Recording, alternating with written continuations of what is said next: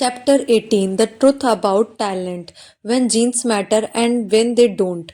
Many people are familiar with Michelle Phelps, who is widely considered to be one of the greatest athletes in history.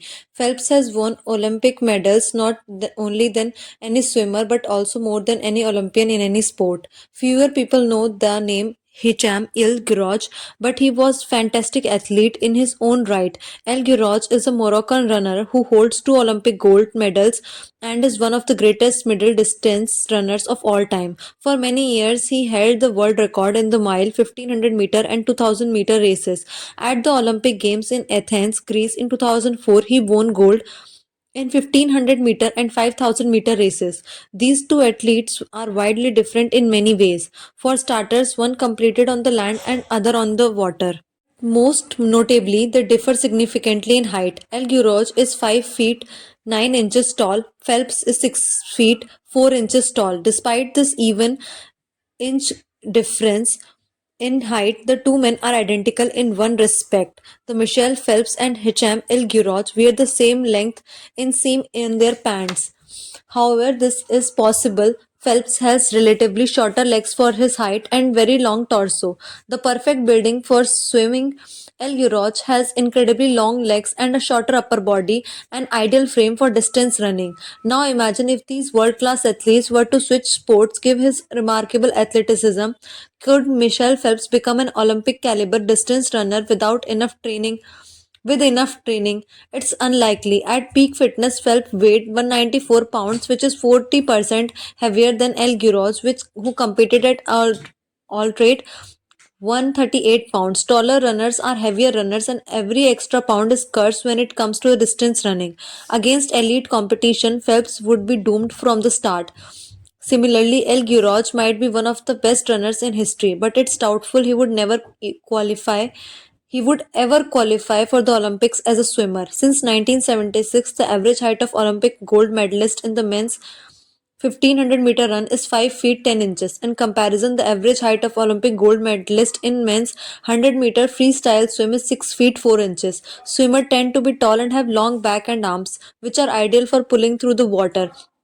Swimmers tend to be tall and have long back and arms which are ideal for pulling through the water. El Guerrouj would be at severe disadvantage before he ever touched the pool. The secret to maximizing at odds of success is to choose the right field of competition. This is just true with a habit as it is with sports and business. Habits are easier to perform and more satisfying to stick with when they align with your natural inclinations and abilities, like Michelle Phelps in the pool or HM El Guerrouj on the track.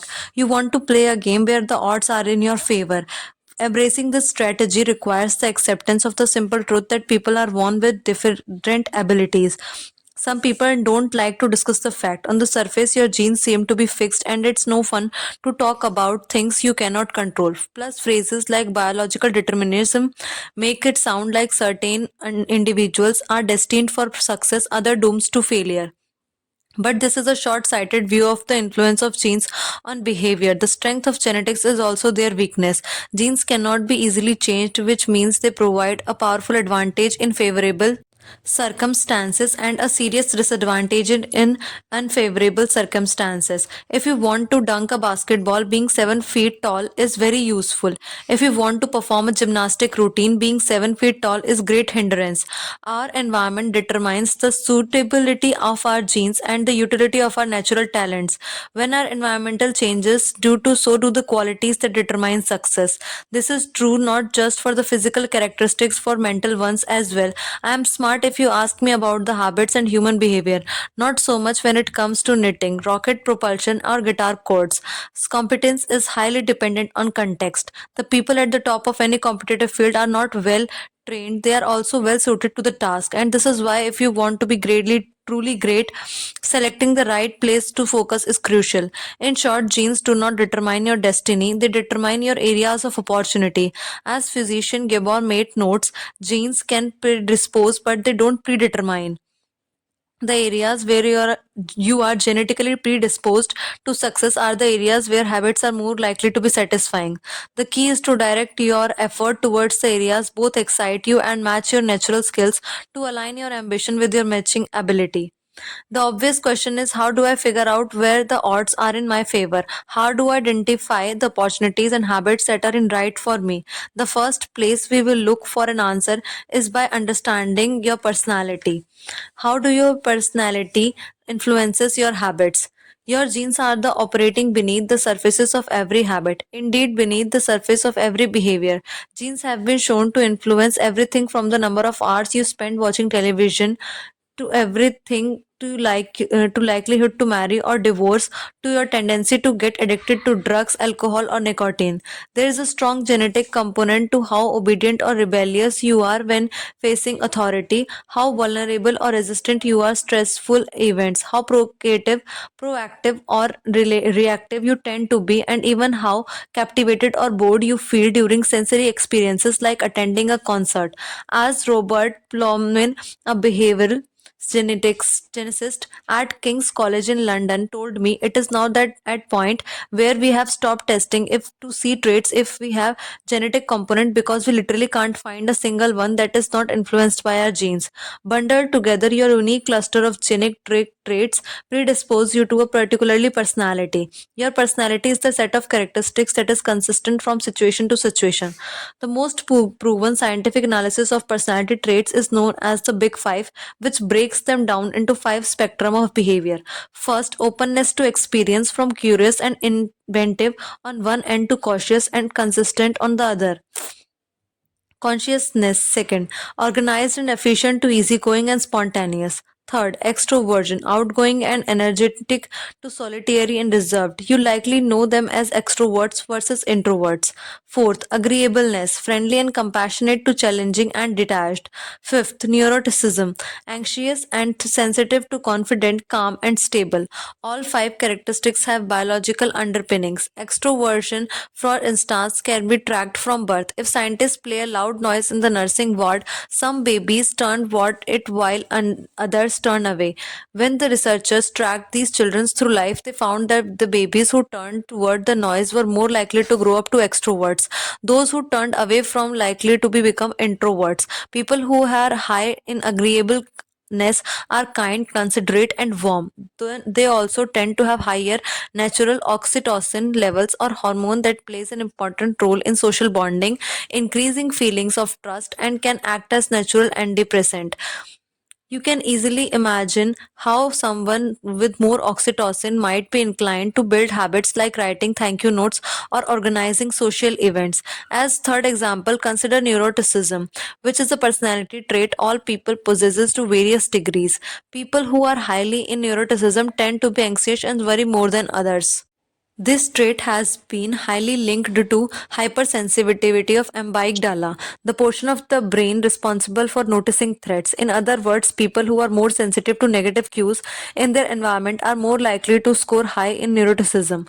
Our habits are not solely determined by our personalities, but there is no doubt that our genes nudge us into a certain direction. Our deeply rooted preferences make certain behaviors easier for some people than for others. You don't have to apologize for these differences or feel guilty about them, but you do have to work with them. A person who scores lower on consciousness, for example, will be less likely orderly by nature and may need to rely more heavily on environment design to stick with good habits. As a reminder for the less conscientious leaders among us, environment design is a strategy we discussed in chapter number 6 and 12. The takeaway is that you should build good habits that work for your personality. People can get ripped working out like a bodybuilder, but if you prefer rock climbing or cycling or rowing, then shape your exercise habit around your interests. If your friend follows a low carb diet, but you find a low fat work interest for you, then more power to you. If you want to read more, don't be embarrassed. If you prefer steamy romance novels over non-fiction, read whatever fascinates you. You don't have to build the habit everyone tells you to build. Choose the habit that best suits you, not the one that is most popular.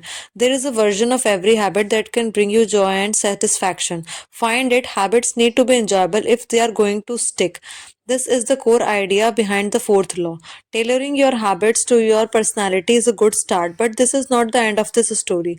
Let's turn our attention to finding and designing situations where you are at your natural advantage. How to find a game where the odds are in your favor. Learning to play a game where odds are in your favor is critical for maintaining motivation and feeling successful.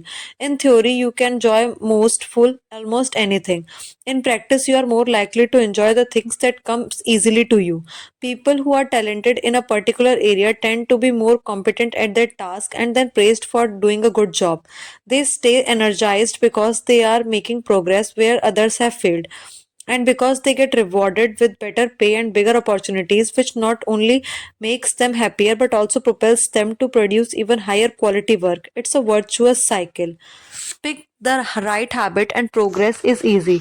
Pick the wrong habit and life is struggle. How do you pick the right habit? The first step is something we covered in third law: make it easy. In many cases, when people pick the wrong habit, it's simply they picked up a habit that was too difficult. When a habit is easy, you are more likely to be successful. When you are successful, you are more likely to feel satisfied. However, there is another level to consider. In the long run, if you continue to advance and improve, any area can become challenging. At some point, you need to make sure you are playing the right game for your skill set. How do you figure that out? The most common approach is trial and error. Of course, there is a big problem with this strategy. Life is short. You don't have to try out every career, date every eligible bachelor, or every musical instrument. Thankfully, there is an effective way to manage this conundrum, and it is known as explore trade off. Explore, exploit, trade off. In the beginning of a new activity, there should be a period of exploration. In relationships, it's called dating. In college, it's called the liberal arts. In business, it's called the split testing.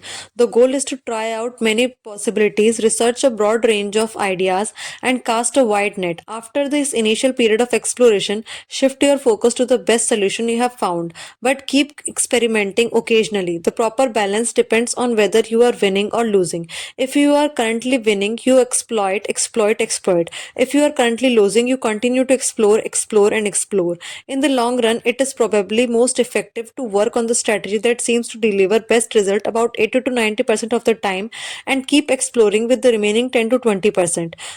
Google famously asks employees to spend 80% of the work week on their official job and 20% on the projects of their choice, which has led to the creation of a blockbuster products like AdWords and Gmail. The optimal approach also depends on how much time you have. If you have lot of time, like someone at the beginning of their career, it makes more sense to explore, because once you have find the right thing, you still have good amount of time to exploit it.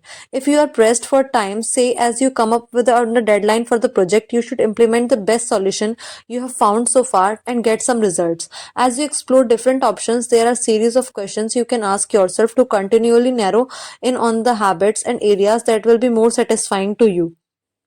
What feels like fun to me but work to others? The mark of whether you are made for a task is not whether you love it, but whether you can handle the pain of the task easier than the most people. When you are enjoying yourself while other people are complaining, the work that hurts you less that it hurts other is the work that you were made to do.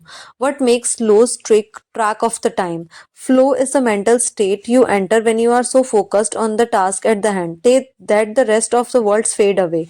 This blend of happiness and peak performance is what athletes and performers experience when they are in the zone.